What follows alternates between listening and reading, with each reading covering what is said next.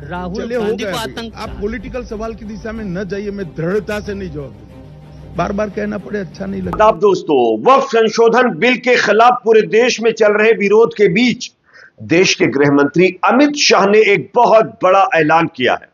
अमित शाह के द्वारा इस बिल को लेकर के जो बयान दिया गया है वो अपने आप में चौंकाने वाला है। दोस्तों, आप सब जानते होंगे कि वक्फ संशोधन बिल के खिलाफ क्यूआर कोड के जरिए 1,25,00,000 से ज्यादा लोगों ने ईमेल जेपीसी को भेजे, और जब सरकार को ऐसा लगने लगा कि विरोध करने वाले लोगों की तादाद जो मेजॉरिटी वो ज्यादा है, तब उसके तुरंत बाद गृह मंत्री अमित शाह का एक नया बयान सामने आया है। गृह मंत्री अमित शाह ने इस बिल को लेकर के क्या कहा है, पहले आप स्क्रीन पर देखिए, उसके बाद आगे हम आपको एक और अमित शाह जी का बयान सुनाते हैं जिसमें वो मीडिया के सामने हड़बड़ाते नजर आए। पहले वक्फ बिल पर क्या उन्होंने कहा, सुनिए जरा। संशोधन विधेयक 2024 वक्फ संपत्तियों के प्रबंधन और संरक्षण और उसके दुरुपयोग तीनों को कमिटेड है और आने वाले दिनों में पार्लियामेंट में इसको पारित किया जाएगा। तो जैसा कि दोस्तों आप लोगों ने गृह मंत्री अमित शाह जी का बयान सुना। गृह मंत्री अमित शाह जी मंगलवार को जब 100 दिन हुए सरकार के कार्यकाल के, तब एक प्रेस कॉन्फ्रेंस कर रहे थे, और इसी प्रेस कॉन्फ्रेंस को संबोधित करते हुए उन्होंने कहा कि वक्फ संशोधन विधेयक 2024 वक्फ की संपत्तियों के प्रबंधन, संरक्षण और दुरुपयोग के लिए प्रतिबद्ध है। आने वाले दिनों में इसे संसद में पारित किया जाएगा। आप सब जानते हैं ईमेल के जरिए लोगों से राय ली गई। शायद बीजेपी को ऐसा लग रहा था कि राय देने वाले लोगों की संख्या बहुत कम होगी, क्योंकि लोगों में इसको लेकर के उतना अवेयरनेस पहले नहीं था। लेकिन बाद में जब जो है all India Muslim personal law board के जरिए क्यूआर कोड दिया गया, उसके बाद लोगों की राय जेपीसी के पास पहुंचने लगी और यह तादाद करोड़ों में पहुंच गई। उसके तुरंत बाद जब सरकार को ऐसा लगा कि अब इस बिल के खिलाफ आवाज उठाने वाले लोगों की तादाद ज्यादा हो चुकी है, तब अमित शाह मैदान में उतरकर बता रहे हैं कि इस बिल को हर हाल में पारित किया जाएगा। इससे पहले लोकसभा सचिवालय ने एक आधिकारिक बयान में कहा है कि वक्फ संशोधन विधेयक 2024 पर संयुक्त समिति यानी संसदीय समिति की बैठक 18, 19 और 20 सितंबर को नई दिल्ली राजधानी के शहर संसदीय सौध में होगी। और उससे पहले अमित शाह जी की तरफ से यह बयान आ गया है कि इस बिल को हर हाल में पारित किया जाएगा। यह अपने आप में दर्शाता है कि सरकार किस तरीके से चरणबद्ध तरीके से इस बिल को लेकर के काम कर रही है। हालांकि इस बिल के खिलाफ खुद बीजेपी के अपने सहयोगी टीडीपी और जेडीयू लगातार मोर्चा खोले हुए। उनका साफ तौर पर कहना है कि जब तक सरकार तमाम संगठनों से, उस धर्म के लोगों से जिस धर्म से जुड़ा हुआ ये ट्रस्ट है, राय नहीं ले लेती, उनको सेटिस्फाइड नहीं कर लेती, तब तक हम उसका समर्थन नहीं करेंगे। लेकिन अब गृह मंत्री अमित शाह ने यह साफ तौर पर संकेत दे दिया है कि यह बिल अब आने वाले दिनों में किस दिशा में जाने वाला है। खैर, अब 18, 19, 20 को जब बैठक होगी तब पता चलेगा कि आखिरकार इस बिल को लेकर क्या फैसला लिया जाता है। हाईकोर्ट में आवाज उठाने वाले लोगों की संख्या कम है, लेकिन खिलाफ आवाज उठाने वाले लोगों की संख्या ज्यादा है। अब इसी प्रेस कॉन्फ्रेंस में अमित शाह जी का एक और वीडियो सामने आया है। खैर, देश में अलग अलग कानून बनाए जा रहे हैं, वो भी एक समुदाय से जुड़े हुए लोगों का आरोप है। लेकिन जब मणिपुर के ऊपर अमित शाह जी से सवाल पूछा गया तब वो किस तरीके से हड़बड़ा रहे, जरा सुनिए वीडियो। कुछ ऐसा कुछ है कि prime minister Modi ji Manipur visit करेंगे, और सेकंड चीफ मिनिस्टर अभी भी कंटिन्यू कर रहे हैं। सर, चीफ मिनिस्टर अभी भी कंटिन्यू कर रहे हैं इतना वायलेंस के बाद भी।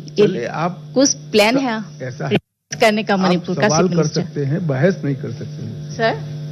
44 सर, तो जैसा कि दोस्तों आप लोगों ने यह बयान भी सुन लिया है, अब जब मणिपुर के ऊपर इनसे सवाल पूछा जाता है तब इनके पास कोई जवाब नहीं होता है। पत्रकार पूछता है, क्या नरेंद्र मोदी मणिपुर जाएंगे?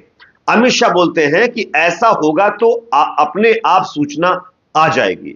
पत्रकार फिर पूछता है, इतनी हिंसा के बाद भी मुख्यमंत्री अपने पद पर बने हुए हैं? तब अमित शाह बोलते हैं, आप सवाल कर रहे हैं, आप सवाल कर सकते हैं लेकिन बहस नहीं कर सकते। यानी कि अगर अमित शाह जी से मणिपुर के ऊपर कोई सवाल पूछे तो उनको ऐसा लगता है कि पत्रकार बहस कर रहे हैं, लेकिन दूसरी तरफ ये अपने हिसाब से तमाम चीजों को जनता के ऊपर थोपेंगे उस पर इनसे कोई सवाल भी ना करे, ये इनकी इच्छा है। वैसे मणिपुर के अंदर आप सब जानते होंगे किस तरीके से हालात बद से बदतर बने हुए हैं, लेकिन क्या गृह मंत्री अमित शाह जी या प्रधानमंत्री मोदी जी को वक्फ संशोधन बिल के बजाय मणिपुर के लोगों के ऊपर काम नहीं करना चाहिए? वहां पर शांति बहाली नहीं जो है करनी चाहिए, उस पर काम नहीं करना चाहिए, लेकिन उस पर कोई सवाल पूछे तो बहस हो जाता है। लेकिन ये अपने हिसाब से जो चाहेंगे वो करेंगे, उस पर कोई सवाल ना करें। खैर, इस पर आप लोगों की अपनी क्या राय कमेंट सेक्शन में बताइए। एक और बड़ी खबर आ रही है दोस्तों, उत्तर प्रदेश से। उत्तर प्रदेश के अंदर सहारनपुर में भाजपा नेता ने अपने साथियों के साथ मिलकर 2 लड़कियों के साथ छेड़खानी की है। इसका वीडियो सोशल मीडिया पर वायरल हो गया, मैं आपको दिखाना चाहता हूं, देखिए, उसके बाद इसकी भी चर्चा करते हैं। जी, एक गाड़ी में 7 युवक जो है ग्राम मिरकपुर में जाते हैं और एक व्यक्ति के घेर में अंदर घुसकर वहां पर जो 2 नाबालिग बच्चियां थी उनके साथ मारपीट और छेड़छाड़ की कोशिश उन्होंने की है। इस तहरीर पर, वादी की तहरीर पर 7 व्यक्तियों के विरुद्ध थाना देवबंद में मुकदमा पंजीकृत किया है। पुलिस ने 7 व्यक्तियों को हिरासत में लिया है और जो घटना में प्रयुक्त गाड़ी है उसको भी कब्जे में लिया है। आज 7 व्यक्तियों को माननीय न्यायालय के समक्ष पेश किया जा रहा है। पुलिस द्वारा पीड़िता का मेडिकल कराया गया है और इसमें विधिक कार्रवाई प्रचलित है। सर, पूछताछ में सर क्या कुछ मामला निकल के आया है क्या? जी, पूछताछ में इन्होंने जो उनमें से एक व्यक्ति है, 7 लोगों में से एक जो व्यक्ति है वो अपने बाकी साथियों को लेकर आया। वो उन्हीं की बिरादरी का था, जो जिस बिरादरी का व्यक्ति वादी था, और उनके बहनोई से कुछ उनका विवाद था। उनको वो उनसे बातचीत करने गया था। वहां पर उन्हें जो घर में मौजूद 2 नाबालिग महिलाएं मिली, उनके साथ उन्होंने मारपीट और छेड़खानी की कोशिश की, जिसके आगे ये कार्रवाई पुलिस द्वारा की गई। जैसा कि दोस्तों आप लोगों ने वीडियो देख लिया है, काश गृह मंत्री अमित शाह जी इस पर काम करते, जो घटनाएं हो रही हैं, लेकिन उस पर काम करने की बजाय अपने नेताओं को बचाने की कोशिश होती है। बीएचयू का एग्जाम्पल आपके सामने है। 3 अपराधी पकड़े गए, उनको चुनाव प्रचार में मध्य प्रदेश भेज दिया गया। उसके बाद थोड़े दिन के अंतराल में, यानी बाद में, कोर्ट से जमानत भी उनको मिल गई। उसके बाद उनका स्वागत किया गया। तो यह है फिलहाल बीजेपी का हाल। और यह घटना जो मैं आपको बता रहा हूं सहारनपुर की बताई जा रही, जहां पर बीजेपी नेता ने अपने साथियों के साथ मिलकर 2 लड़कियों के साथ छेड़खानी की है। इसके बाद अपहरण की नीयत से उन्हें उठाने का प्रयास किया। ग्रामीणों ने आरोपियों को पकड़कर उनकी धुनाई कर दी है और पुलिस को सौंप दिया। पुलिस ने बीजेपी के नगर उपाध्यक्ष राहुल वाल्मीकि सहित 7 लोगों के खिलाफ छेड़छाड़ और पॉक्सो एक्ट के तहत मुकदमा दर्ज किया है। तो यह अपने आप में चौंकाने वाला वाकया उत्तर प्रदेश से सामने आया है। बेटी बचाओ बेटी पढ़ाओ का नारा अमित शाह जी और योगी जी और मोदी जी लगातार चला रहे हैं और नारे दे रहे हैं, मुहिम चला रहे हैं, लेकिन क्या उस मुहिम का असर देखने को मिल रहा है?